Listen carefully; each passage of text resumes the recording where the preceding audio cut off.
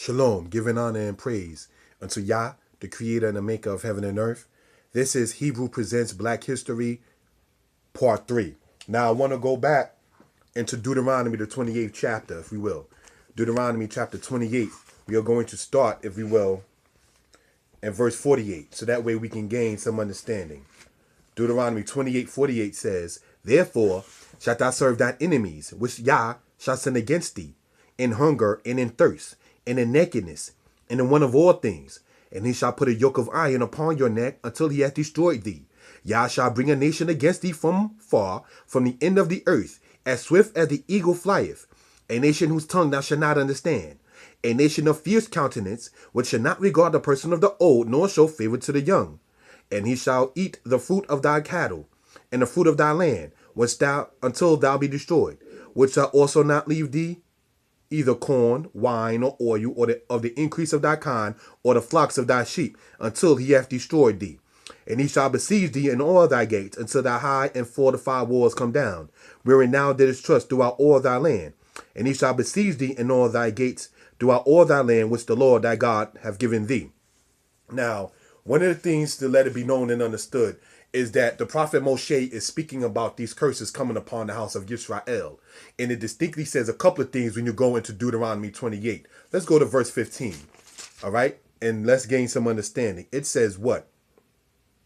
But it shall come to pass, if thou wilt not hearken unto the voice of the Lord thy God, to observe to do all his commandments and his statutes, which I command thee this day, that all these curses shall come upon thee and overtake thee. Arur ataba ir, cursed shalt thou be in the city. Wa arur ataba sadeh, and cursed shalt thou be in the field. So this right here just goes to show, it says, cursed shall you be in the city, cursed shall you be in the field. It says, all these curses shall come upon thee and pursue thee and overtake thee. So now when we get now into verse 48, it says what? Therefore shalt thou serve thine enemies, which the Lord shall send against thee, in hunger, and in thirst, and in nakedness, and in want of all things. And he shall put a yoke of iron upon thy neck until he hath destroyed thee. How did our people come into captivity? Hungry, thirsty, and naked. And if you watch even a Hollywood, even though it's Hollywood-based movie called Amistad, directed or what have you by Steven Spielberg, you see all kinds of genitalia from the males and the females. And how were they also kept hungry? How were they also kept thirsty? Hungry, thirsty, and naked, with a yoke of iron upon your neck. So that's exactly, even when you go, brothers and sisters, even the other Hollywood-based movie entitled Roots, you see that's exactly what they did to our ancestors. They had them with a yoke of iron on their neck, hungry, thirsty, and naked. So that way we can gain some understanding of what the prophets of Israel said what will happen to Israel if Israel did not keep the laws, the statutes, and the commandments of the Most High.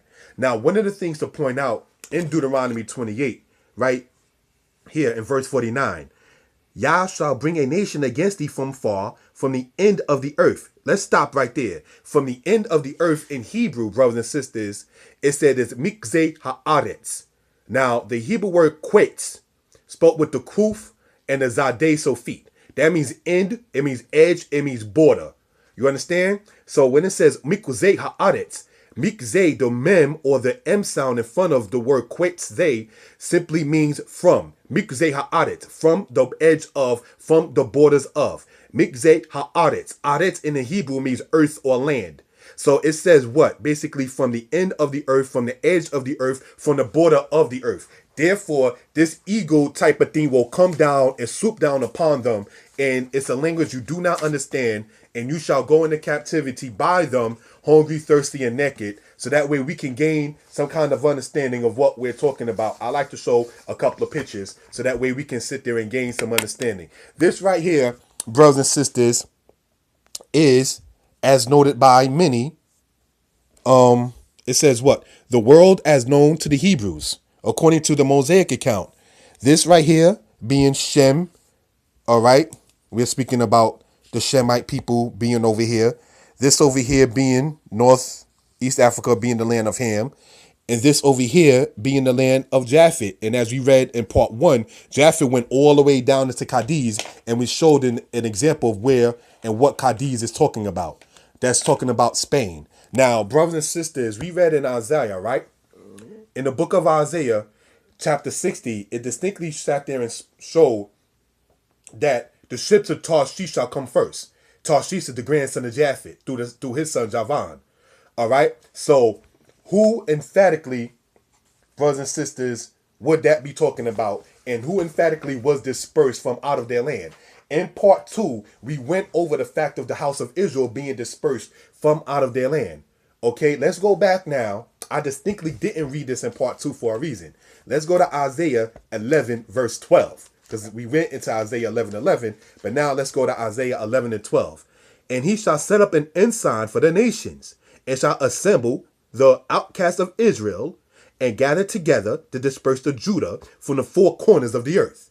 So this right here goes to show who was scattered and who was outcast and who was dispersed and who was cast out of their land was the nation of Israel. All right. So when it says Israel and Judah, that right there is political talk, speaking about the northern kingdom Israel, southern kingdom Judah. But it's all talking about the children of Jacob, the descendants of Abraham, Isaac, and Jacob, the house of Israel. Okay. So that be known and understood.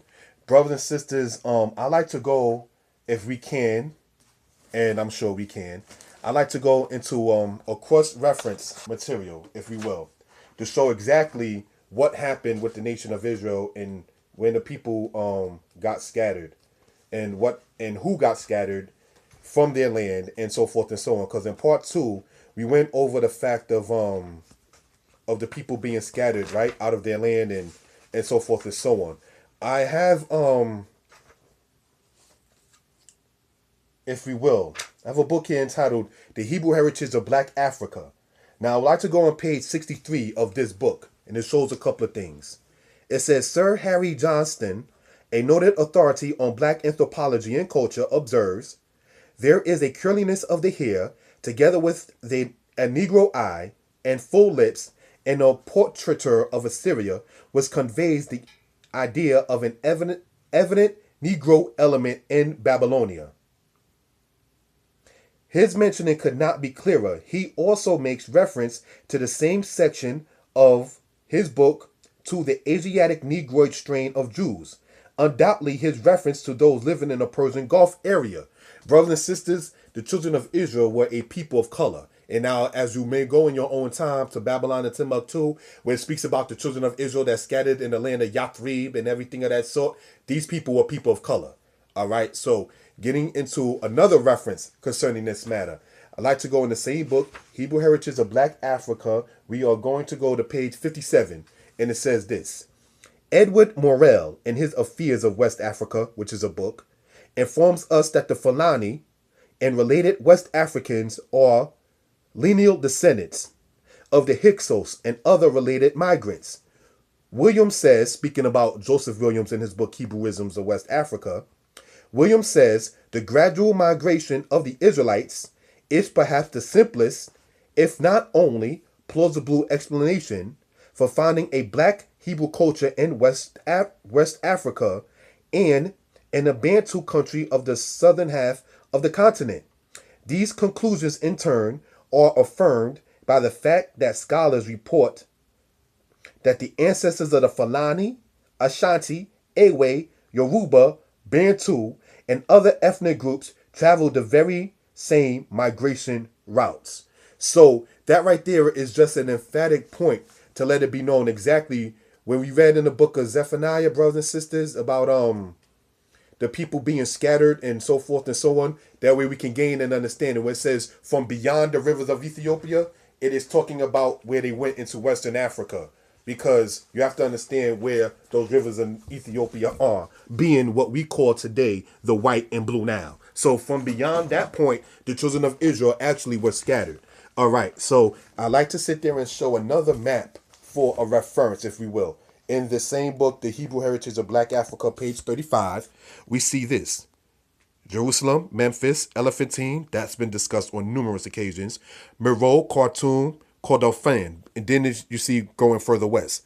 Ashanti, Yoruba, Kano, Lake Chad, Jukun. Now it's interesting about the Ashanti because during what we understand later on as the slave trade, many people of the Ashanti were taken into captivity and brought to the Western Hemisphere, like in the Caribbean and so forth and so on. Brothers and sisters, there are many people in what we call today the continent of Africa, namely in this case Western Africa, that lay claim to being the people of the house of Israel. This is not something that people are just making up because they have nothing else to do with their time. This right here is an actual cross reference in history. The famous author entitled or named that is J.A. Rogers, he spoke about this in his book entitled 100 Amazing Facts About the Negro. Okay, there are people that are of the Igbo people. There are people that are of the God people that say that they come from the land of Israel. So let that be known and understood. Brothers and sisters, I like to show, if we will, this picture right here. This is a famous picture. This was made in Rome back in the 19, oh, pardon me, should I say in the year 80 AD. This is what you call the Arch of Titus. This is what they was carrying out of Jerusalem. This is a dedicated thing that Titus, the son of Vespasian, they had made over in that land there concerning the fact of them pillaging Jerusalem. They actually made a monument of what they did to the people of the house of Israel. So that right there should be known and understood of what that is speaking about. Brothers and sisters, I'd like to now, if we will, go into Deuteronomy 28 once again. So that way we can get to the biblical reference of what we're speaking about. Deuteronomy 28, we're going to start in verse 64. And the Lord shall scatter thee among all people, from one end of the earth unto the other. And there you shall serve other gods, which neither you nor your fathers have known, even wood and stone. And among these nations you shall find no ease, neither shall the sole of your foot have rest. But the Most High shall give thee there a trembling heart, and failing of eyes, and sorrow of mind. And thy life shall hang in doubt before thee, and thou shalt fear day and night, and shall have no assurance of your life. In the morning thou shalt say, what God it were even, and at even thou shalt say, what God it were morning, for the fear of thine heart which thou shalt fear, and for the sight of thine eyes which thou shalt see. And the Lord shall bring thee into Egypt again with ships, by the way whereof I spoke unto thee. Thou shalt see it no more again. And there you shall be sold unto your enemies for bondmen and bondwomen, and no man shall buy you.